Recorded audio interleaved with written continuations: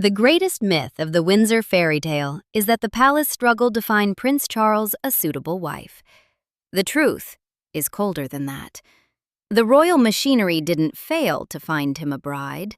It deliberately permitted every woman who possessed the agency to say no to walk away without a fight. From Anna Wallace to Amanda Knatchbull, the independent women left, and the institution opened the door for them. Diana Spencer didn't stumble into a trap.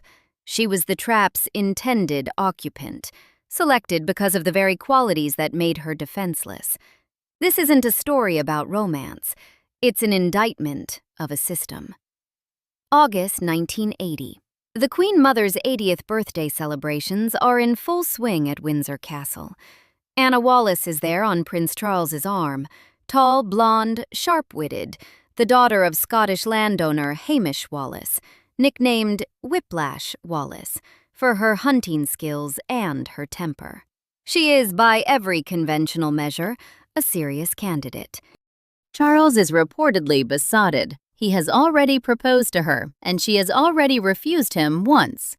What happens that night exposes the entire machinery. Charles spends the evening dancing with Camilla Parker Bowles. He ignores Anna Wallace almost completely. She watches, and she makes a decision. According to multiple accounts of that night, she confronts him and tells him she has never been so badly treated in her life, that he's left her alone all evening and he will have to continue without her. The exact wording is reconstructed from second-hand accounts, not a transcript, but the substance is documented across every serious biography of the period. She ends the relationship there and then. A second argument follows at a polo ball shortly after, and that is definitively the end. Royal biographer Ingrid Seward put it plainly: Charles couldn't understand why she walked out on him after he spent the evening dancing with Camilla. He genuinely couldn't understand it. That incomprehension is itself the clue. The palace let Anna Wallace leave. No courtier called. No institutional effort was made to repair the relationship. Within weeks, the machinery had turned its attention to someone else entirely. A 19-year-old who had never seriously dated anyone. A girl who had no frame of reference for what she'd just watched Anna Wallace do. To understand how the machinery worked, you have to go back to February 1974, when Lord Louis Mountbatten, 1st Earl Mountbatten of Burma, Charles's great-uncle, his mentor, the most powerful personal influence in his life, put his vision for Charles's marriage into a letter. Penny Junor, writing in The Oldie in 2023, documented Mountbatten's advice. He counseled Charles to sow his wild oats and have as many affairs as he can before settling down. But when it came to a wife, to choose someone very young, before she had met anyone else she might fall for. The logic of that letter is structural, not sentimental. A young woman with no prior relationships has no comparison point. She can't assess what she's walking into because she has no experience to compare it against. She is, by design, navigating blind. That was the qualification. Not publicly written into any statute. There was no British law requiring Charles's bride to be a virgin, and legal scholars confirmed as much when the question surfaced during the engagement, but enforced just as effectively through cultural expectation and social selection. Tina Brown, in The Diana Chronicles, identified the operative formula as a virginal Protestant aristocrat. Biography.com's documented account of the era put it only slightly differently. Charles's potential bride had to be highly born, have a virginal reputation, and couldn't be Catholic. The Catholic prohibition was the only legal requirement. The virginal reputation was something else, a social filter that functioned as a dependency mechanism. A woman with experience could compare. She could look at what she was being offered and recognize what was missing, what was wrong, what the arrangement actually required of her. A woman without it couldn't. The Mountbatten letter didn't just describe a preference, it described a method. The only actual law governing Charles's marriage required the monarch's consent. Everything else, the purity expectation, The aristocratic lineage, the Protestant faith, was enforced informally through the weight of institutional culture and the people who carried it. And those people had names. Camilla Shand met Prince Charles at a polo match around 1970. By Penny Junor's account in Charles, Victim or Villain, Charles was immediately drawn to her. She didn't fawn, didn't flatter, smiled with her whole face. He began calling her after their first meeting. They formed a close, intimate relationship. In 1971, Charles joined the Royal Navy. Reports claimed Camilla didn't meet the prerequisites for marrying the heir to the throne.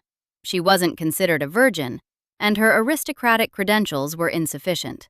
There's also a specific detail from the Girls in White Dresses blog that cites speculation Mountbatten arranged for Charles to travel overseas on military duty in 1972, specifically to cut short the relationship, hoping to steer him toward his own granddaughter instead. Junor confirmed that by 1972, Mountbatten had made it abundantly clear that this relationship could never go anywhere in the long term.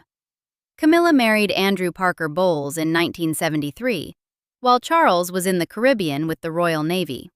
He reportedly tried to stop the wedding. In one letter cited by Junor, he wrote of such a blissful, peaceful, and mutually happy relationship, and described what had happened as particularly cruel. She married Parker Bowles. Charles was devastated. And then, per Junor's account, they reignited their physical relationship around 1978 or 1979, while she was still married, and while Charles was publicly dating other women. Parker Bowles was reportedly aware and didn't make a fuss. Here is the operational reality the vetting system produced. Throughout the 1970s and into the early 1980s, Charles was conducting a continuous, intimate relationship with Camilla Parker Bowles. Every woman he dated publicly during this period was navigating a situation they could see partially, but never fully, because the British press didn't publish the details of the Charles-Camilla affair. The suppression wasn't a formal contractual arrangement between Fleet Street and the palace. Research into the period characterizes it as long-standing editorial deference to the monarchy and cautious libel standards, rather than a documented pact. But the functional effect was identical. The women who discovered the truth privately had no public validation for what they'd found. They couldn't point to a newspaper. They couldn't make the case to the outside world. They were isolated with information that the institution had ensured remained invisible. Journalist James Whittaker, who covered the royals for decades, later confirmed that press circles were aware of the Charles-Camilla dynamic well before it became public knowledge. The tape recording of an intimate phone call between Charles and Camilla was made in December 1989. It wasn't published until November 1993. For years, that information simply sat there, known, real, and contained. The women Charles dated in this period discovered what they discovered on their own, and then they left. The palace didn't chase them. Anna Wallace is the sharpest example of why. She arrived in Charles's life around 1979, at a point when Camilla's resumed affair with Charles was, according to Junor's account, well underway. Tina Brown, writing in Vanity Fair, called Wallace a dangerous version of Lady Diana, tall, blonde, but a reckless horsewoman. Dangerous is the operative word. Brown meant it as a description of Wallace's physicality, but the word captures something structural about what she represented. Anna Wallace was socially confident, physically striking, and strong-minded. She had her own world, her own opinions, her own sense of what she would and wouldn't accept. Charles proposed to her twice. She refused both times. The Express reported both rejections in 2019. Multiple biographers have confirmed the double proposal as documented fact. What ended it wasn't a gradual cooling. It was a public humiliation at a royal event, which she refused to absorb. She identified what was happening, named it out loud, and left. The palace didn't call. No courtier arranged a reconciliation dinner. No letter arrived from any sympathetic figure in the institution. The door was simply open, and she walked through it. 9.com.au's account of the confrontation draws on the work of author Jessica Jane, who described Wallace causing a scene at the birthday party after watching Charles dance with Camilla all evening. The Express account published the reconstructed substance of what Wallace said to Charles, that he'd left her alone all evening and would have to continue without her. The Machinery, faced with a woman who had the confidence to call the arrangement by its real name, simply let her go. There's a specific detail worth noting here. Tina Brown, in the Palace Papers, framed Camilla's role in those confrontations as Camilla effectively routing Anna Wallace, language that makes Camilla sound like an active combatant rather than a passive figure. But the routing only worked because the institution never intervened on Wallace's behalf. The Machinery could have applied pressure. It didn't. Her departure was orderly and unopposed.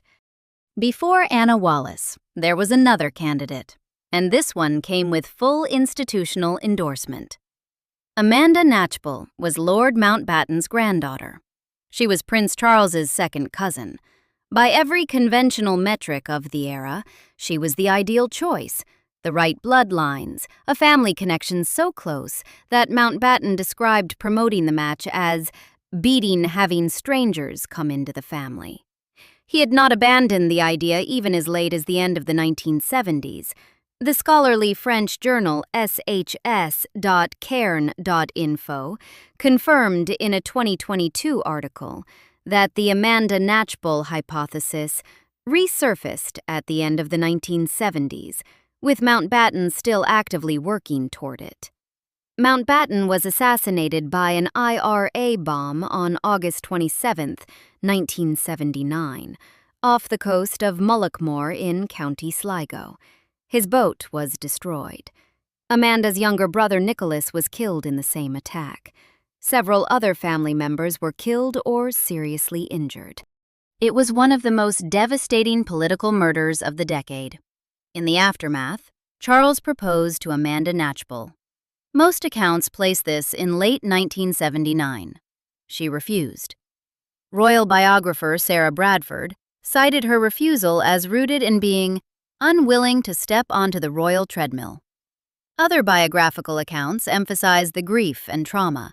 She had just lost her grandfather, her brother, and faced devastating injury to other family members. A 2019 Parade account documented her refusal as tied to deep mourning and reluctance to enter intense public scrutiny. Diana, Story of a Princess, described the sequence plainly.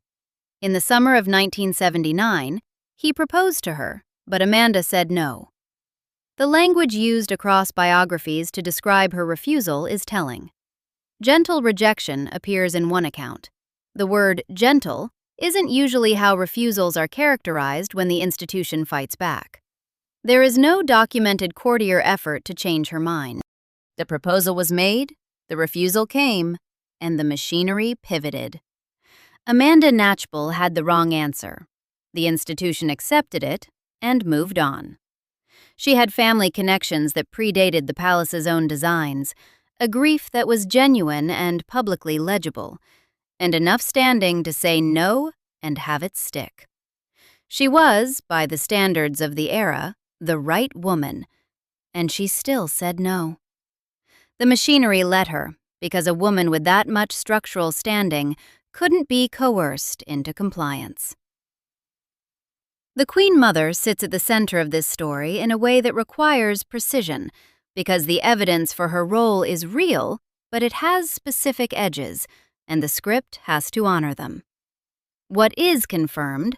She was Prince Charles's emotional anchor throughout his life, closer to him than either parent in the warmth of their relationship. Charles biographers consistently document this. Sally Bedell Smith's 4 Years in the Making biography of Charles, drawing on hundreds of interviews with palace officials and former girlfriends, describes him seeking companionship from the Queen Mother from childhood. The People archive on their relationship described her as his emotional anchor and documented a close bond that persisted throughout his adult life. He was, in multiple contemporaneous accounts, in awe of her. What is also confirmed, she had a documented history of acting on her views about family members' romantic choices. What Shawcross's biography also documents is her strong opposition to Charles marrying Camilla. Opposition rooted in memories of the abdication crisis and conservative views on marriage. She knew about the Charles-Camilla arrangement. Her response wasn't to facilitate it or celebrate it. Her response was to compartmentalize it. Camilla was acceptable as a private reality and unacceptable as a public wife. The woman Charles actually loved couldn't be the woman who stood beside him in public. This distinction is the operational contradiction at the heart of the entire structure. The Queen Mother demanded that Charles's public bride be clean, inexperienced, and untouched by prior romantic commitment, while privately tolerating his ongoing emotional bond with a woman who had been married to someone else for years. She later, per Shawcross, explicitly opposed Charles marrying Camilla. Tom Bower's biography of Charles quotes Queen Elizabeth II after Diana's death, telling Charles she wouldn't condone his adultery nor forgive Camilla for not leaving Charles alone. The Queen's position mirrored the Queen Mother's longer-held view. The private arrangement was one thing, the public institution was another, and the two couldn't converge. Now look at the social architecture that surrounded Charles's eventual introduction to Diana Spencer. The Queen Mother's closest friend and long-standing confidant was Ruth Roche, Baroness Fermoy, Diana Spencer's maternal grandmother. Lady Fermoy served as extra woman of the bedchamber to the Queen Mother from 1956. Multiple sources confirm they were close friends over decades. Harry, a biography, notes that Diana's grandmothers had both been the Queen Mother's ladies-in-waiting. Diana, the portrait, confirms Fermoy was a close confidant.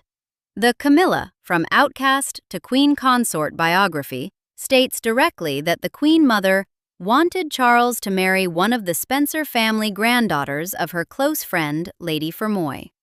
That is a single source and should be treated as such, but the structural connection it describes is confirmed across multiple independent biographical accounts. What biographers agree on is this: the Queen Mother was emotionally invested in Charles's welfare. She maintained the social expectation that his public bride would be unblemished. She had a documented willingness to act on her views about family members' romantic lives, and she was connected through decades of friendship to the one woman whose granddaughter would eventually be selected. The palace machinery doesn't require written memos to function. It requires the right people to have the right relationships and to communicate through proximity and social culture what is and isn't acceptable.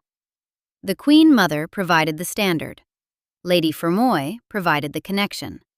Biographers don't characterize the Queen Mother as the author of a written scheme, but accounts consistently place her at the center of the social world that produced the result. Diana Spencer grew up at Park House, on the grounds of the Sandringham estate, not near the royal family's private Norfolk home, on it.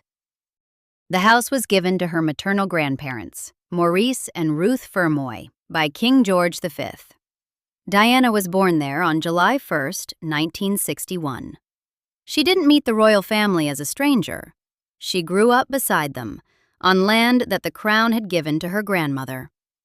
Her family's aristocratic connections to the Windsors predated her own existence by generations. The Spencers had served the crown since the 16th century. When Diana's parents married in 1954, the Queen and Prince Philip attended. This wasn't an outsider family. This was a family already inside the walls. And yet, Diana herself, by the time she came to Charles's attention in the summer of 1980, was profoundly isolated. Her parents' marriage had collapsed. Her mother, Frances Roche, had left her father when Diana was 6. Diana grew up absorbing, as one account put it, the feeling of being left alone. She was 19 when the engagement was announced. Charles was 32. She had no significant prior romantic relationships at the time. None.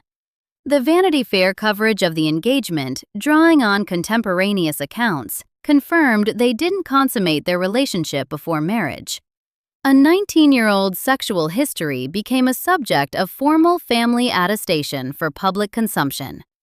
Princess Olga Romanov, a distant cousin of the Queen, who stated in a 2021 Woman and Home interview that she had herself been shortlisted as a potential wife for Charles, confirmed that virginity had been one of the reasons she was considered suitable.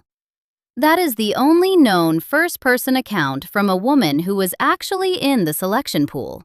Her testimony aligns with the wider biographical picture. The expectation was real. It was enforced through social culture rather than law, and it had a practical effect on who was considered and who wasn't. Here is what that expectation actually produced. Camilla Parker Bowles was ruled out partly because she didn't meet it. Every woman who came to Charles with a history of her own was, structurally, the wrong answer. The more worldly the woman, the faster the exit. The question the machinery had implicitly been asking for a decade wasn't, who is the best match for this man? It was, who doesn't know enough to recognize what she's agreeing to? Diana was different. Diana, at 19, with no prior relationships to speak of, growing up on the edges of royal life without ever having been inside it, wasn't equipped to evaluate what was being offered. She lacked the comparison data. She had no model for what a healthy relationship with a powerful man looked like. She had no friend or advisor outside the institution's own circle who could tell her that what she was experiencing was abnormal. Her grandmother, Lady Fermoy, reportedly warned her, privately, against the marriage. Biographer Andrew Morton's account of Diana's own testimony documented that warning, and Ingrid Seward's The Queen and I confirmed that Fermoy had reservations, but didn't act on them sufficiently to stop the match. The warning came and went without consequence, because Diana had no independent institutional support to help her act on it. The palace was building her fairy tale. The press was printing it. Her own grandmother's private misgivings couldn't compete with that weight. What the machinery built around Diana in the autumn of 1980 and the winter of 1981 was a narrative. Charles was photographed at Birkhall, the Queen Mother's house near Balmoral, where accounts confirm he ran into Diana Spencer. The courtship began. The fairy tale machinery engaged. The press, which had for years declined to publish the truth about Charles and Camilla, enthusiastically published the story of Charles and Diana. They were fed a story, and they ran it, because it was the story they'd been waiting for. On February 24, 1981, the engagement was announced. Diana was 19. In secret audio tapes made years later for journalist Andrew Morton, she would describe her wedding day as the worst day of her life, saying she felt like a lamb to the slaughter. She recalled experiencing intense loneliness and doubt.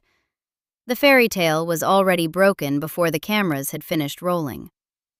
An estimated 750 million people watched the wedding at St. Paul's Cathedral on July 29, 1981. Camilla Parker Bowles was a guest.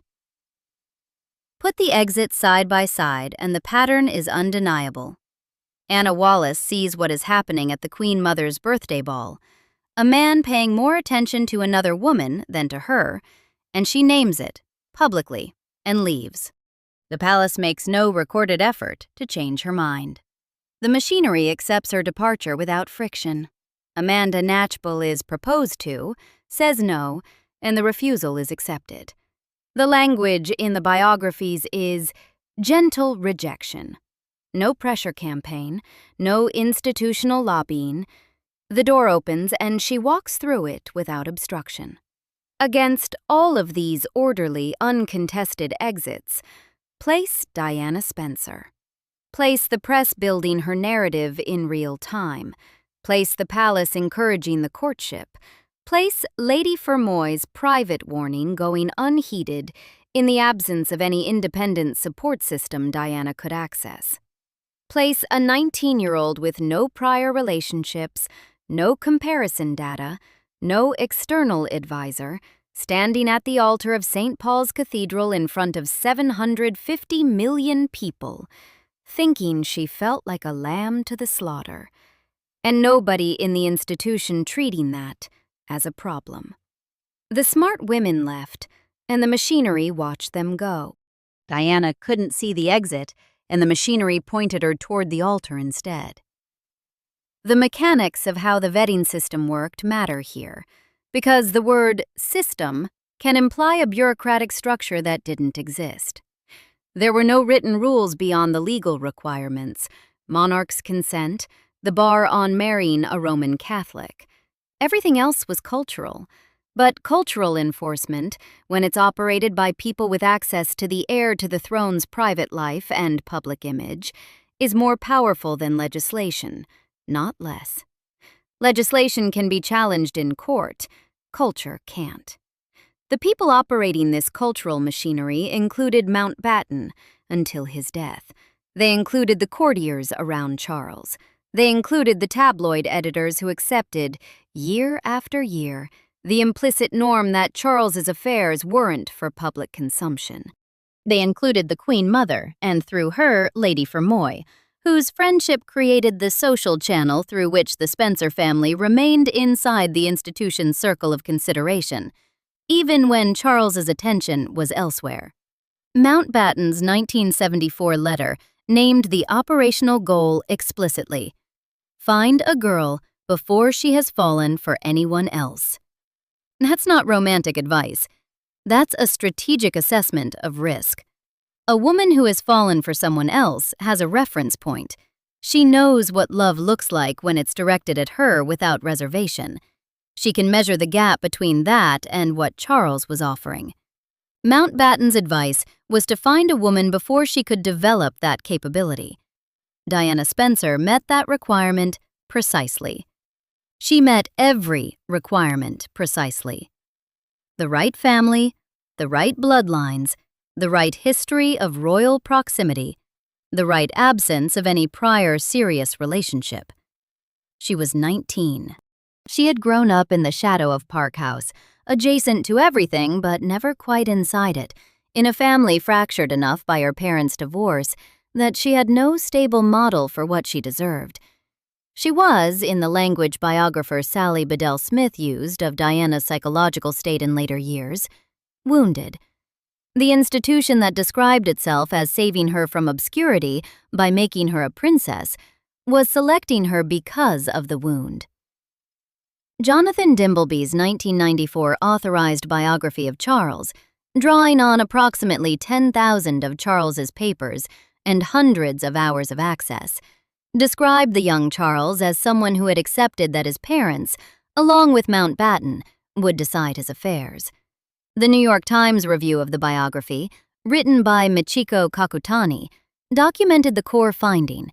Charles, at 32, felt he was pressured into marriage with Lady Diana Spencer by his domineering father. The book's own framing characterizes the marriage search as reactive and emotionally confused rather than coldly orchestrated. Charles cooperated with the biography. He later reportedly regretted it. Dimbleby's portrait is useful because it shows the other dimension of this story. Charles himself wasn't a free agent.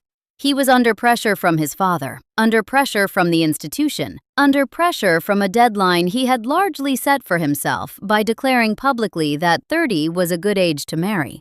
He was also deeply, persistently, emotionally attached to Camilla Parker Bowles in a way that everyone around him knew about, and that the official machinery was structured to accommodate privately while publicly demanding its opposite. The result was a marriage in which the groom was emotionally elsewhere on the wedding day, and the bride already knew it. Diana described finding a bracelet Charles had made for Camilla the night before their wedding. She described calling out Camilla's role in the marriage directly, face to face, at some point during the marriage's collapse, and the account preserved in the People timeline quotes Diana's own words. "I know what's going on between you and Charles. I want my husband. There were 3 of us in this marriage, she told the BBC's Panorama in November 1995, watched by 23 million viewers. So it was a bit crowded. 23 million people heard it because she finally had a platform the palace couldn't suppress. For the 14 years before that interview, the information that would have validated every instinct she had about her marriage was being kept out of the newspapers by the same cultural machinery that had selected her. The closing argument is structural, not emotional, because emotion is what the palace always counted on to muddy the picture. The royal family didn't want a queen who could stand beside a powerful man as a partner. They wanted a girl who would stand in front of a camera and smile, while the real power structure remained undisturbed behind her. Anna Wallace could see the real structure. She named it and walked out. Amanda Knatchbull could see what stepping onto the royal treadmill required and refused to step onto it. The institution accepted all of those exits without a fight, because a woman with the self-possession to say no would eventually say no to other things as well. She would eventually, as Diana did, ride a bicycle through the corridors of Buckingham Palace the night before her wedding. A small, private act that Tina Brown captured in the Diana Chronicles, and eventually sit in front of a BBC camera and tell the truth. The machinery needed someone who didn't know enough to recognize the exit when it appeared. Diana Spencer was born on the Sandringham estate, in a house given to her grandmother by a king, surrounded by the symbols of the institution she would later describe as having trapped her. She grew up inside the circle without ever being inside the room. She was 19 years old when she got engaged to a 32-year-old man who was emotionally committed to someone else. She had no prior relationships that might have told her this was wrong. She had no independent counsel. Her own grandmother privately warned her against the match and then said nothing publicly that could have stopped it. She wasn't unlucky. She wasn't naive by accident. She was selected because of the specific structural vulnerability that her youth and inexperience represented, and the palace called it a fairy tale. The smart women saw the trap and walked away. The machinery watched them go, because it needed someone who couldn't see it. Diana Spencer couldn't see it, and everyone responsible for managing that machinery knew exactly what they had found. Subscribe for more stories like this.